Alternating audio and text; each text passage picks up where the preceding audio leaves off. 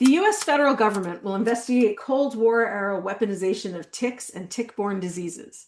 What could this mean for Lyme disease and Morgellons patients? A group of Peruvian shamans made their predictions for 2026. Which of them has seemingly come true already?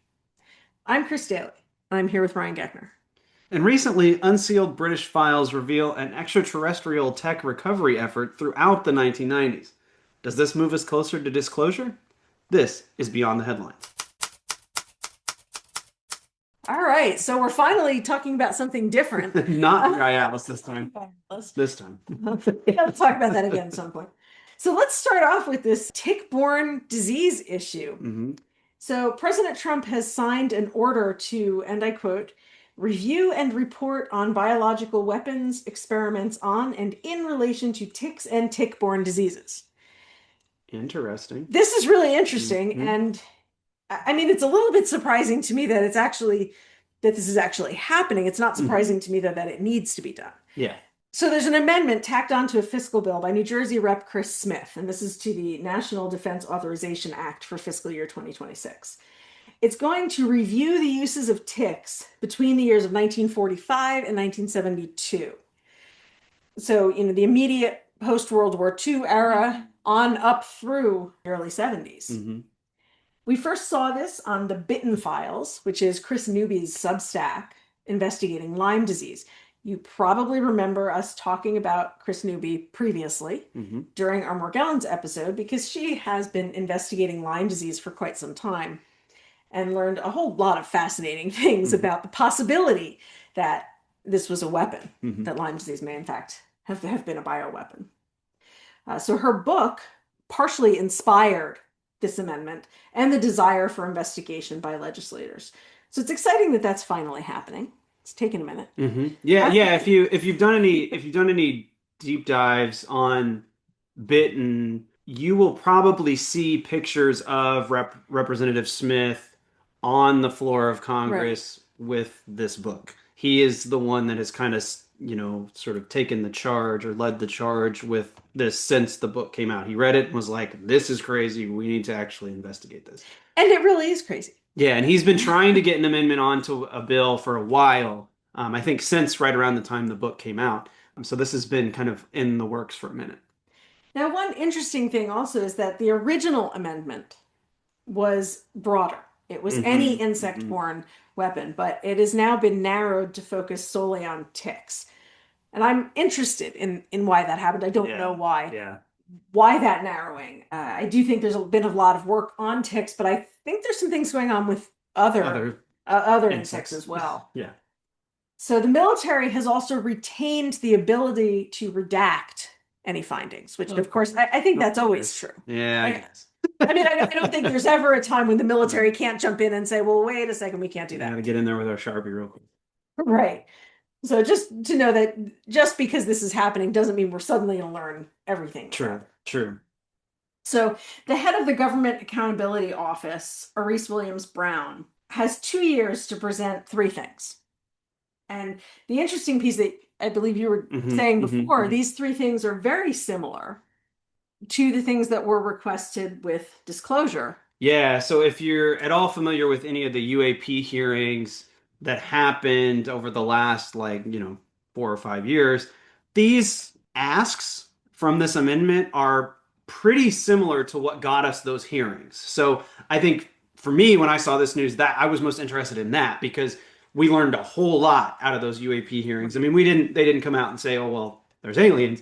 But we did, hear. Well, some people did. Well, we heard David Grush get up there and talk about, recovering biological specimens and things like that. So we learned, we got stuff on the record that feels like a big there are that we didn't expect, I guess. And so that's kind of exciting to see that happening at least with Lyme disease here, more than likely.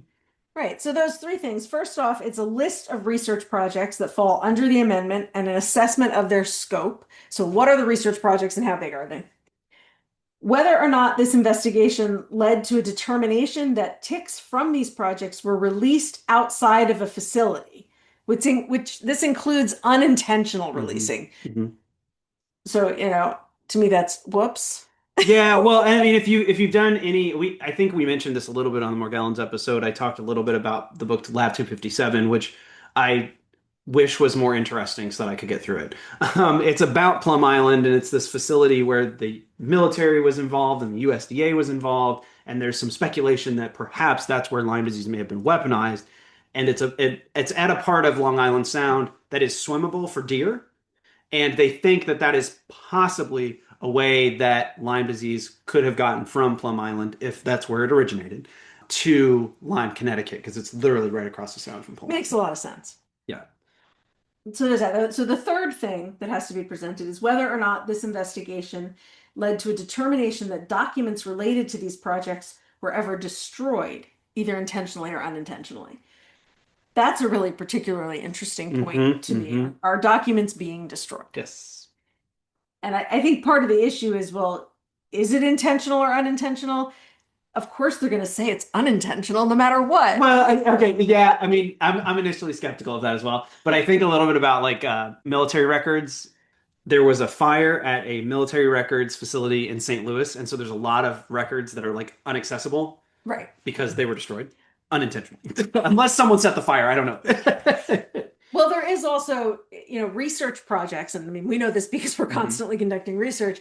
You have to save research documents for a certain number of years. It used to be 7, it's been moved down to 3 for most projects. Yeah. And then you do destroy documents. So things can be destroyed on purpose. And since they are talking about research, that makes me feel a little bit better that some of this may have actually been intentional destruction of documents, not in a nefarious way, Right. but just in a, well, we were supposed we to were supposed destroy to them do that. because we didn't have to keep them anymore. Yeah. Right. Yeah. So in any case, we'll see how this unfolds. And if you want to learn more about it and read the amendment, jump onto Newbie's Substack, which we will link to in our show notes. Yeah.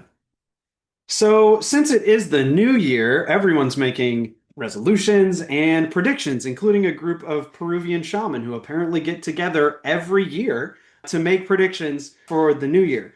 And their predictions for 2026 are interesting. So, first of all, they kind of have a sort of mixed success rate. So let's start with that. So they've been doing this every year for a while. For a long time, yeah. And I really tried to dig in and find, as any good anthropologist would, tried to find the name of this ceremony, and I really couldn't find it.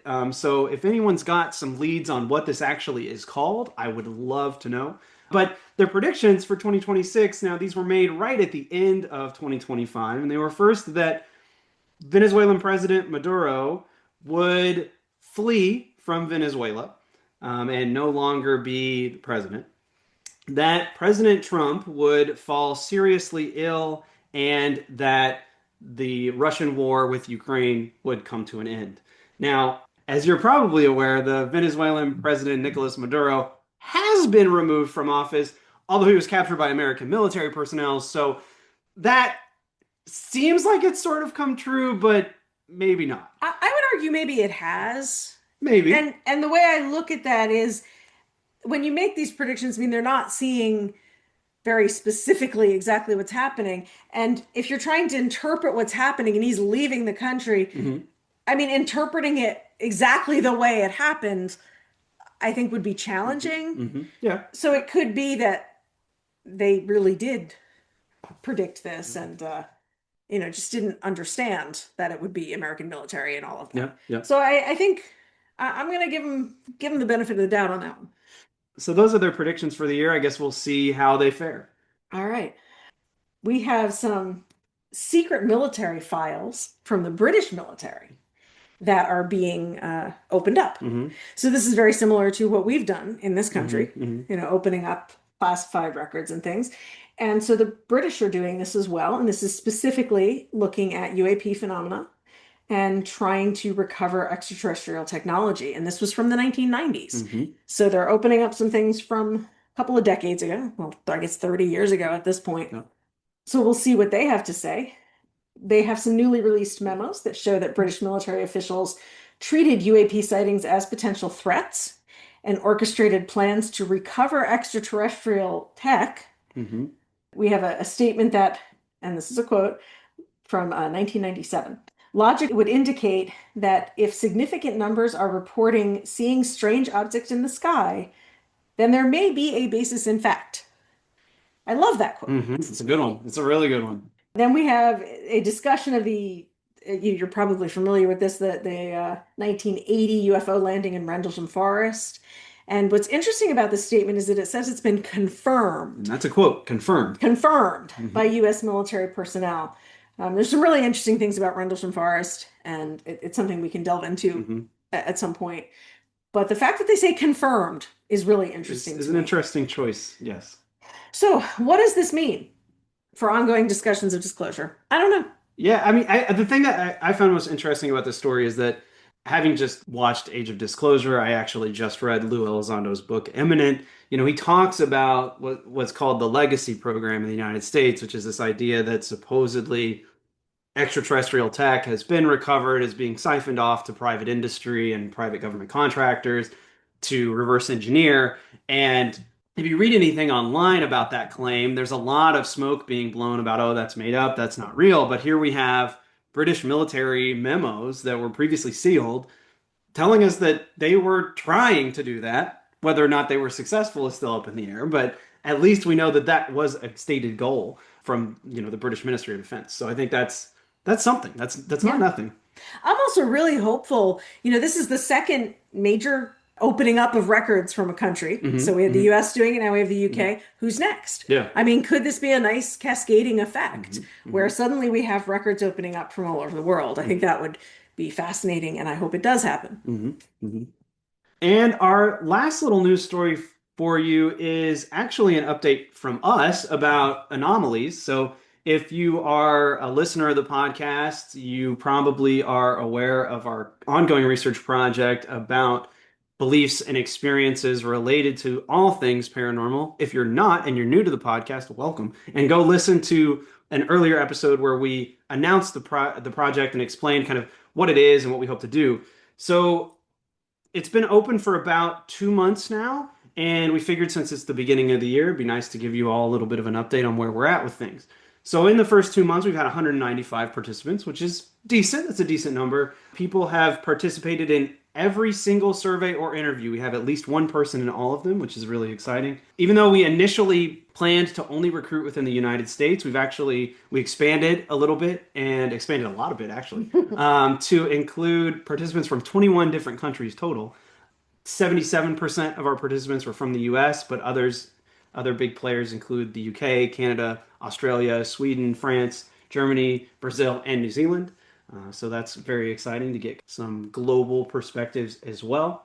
We'd love to see that continue. Yeah, we would. Yeah, we would I'd like to have that list be like 100 and some more countries long. Especially because AI can translate for you. That's true. I mean, yeah, if you're going to have AI translate our survey and then take the survey, that's some serious dedication. I really appreciate it. It is, but you never know. Our participant ages ranged from 18 to 73 with an average age of 41. So that's a pretty big range. A little over 50% were men, 32% identified as women, and then the remaining folks identified as trans or non-binary or something else. Most people felt very knowledgeable about paranormal phenomena, which wasn't too surprising for us given where we recruited. And the people who are more likely to take a survey like this are people who are going to be more knowledgeable. Yeah. But if you have friends who are not knowledgeable, we'd love for them to take it too. We would. Yeah, that was one thing we heard from participants is that there was kind of this perception that you had to know about all the paranormal things to take it, and that's absolutely not true. Right. We welcome anybody who wants to sit and take the survey to take it. And just like there was a lot of broad knowledge, experiences also ran the whole spectrum of the paranormal, with people reporting alien abductions or experiencing spontaneous human combustion or seeing all manner of cryptids and all of those things. And some really interesting interviews. So thank you, particularly to those of you who participated in those interviews and talked to us about them. They were really interesting. Yeah. And so as we start the new year, the project is still open. We're still encouraging people to participate. If you'd like to be involved, you can find all of the information about it on two places, either our Substack or our Instagram. You can find links to the survey from both places, and they'll take you right in and get you right into it. So thank you to everyone who has participated and everyone who hasn't. We'd love to have you in there. That's where the stories stand for now. This has been Headlines from the Beyond.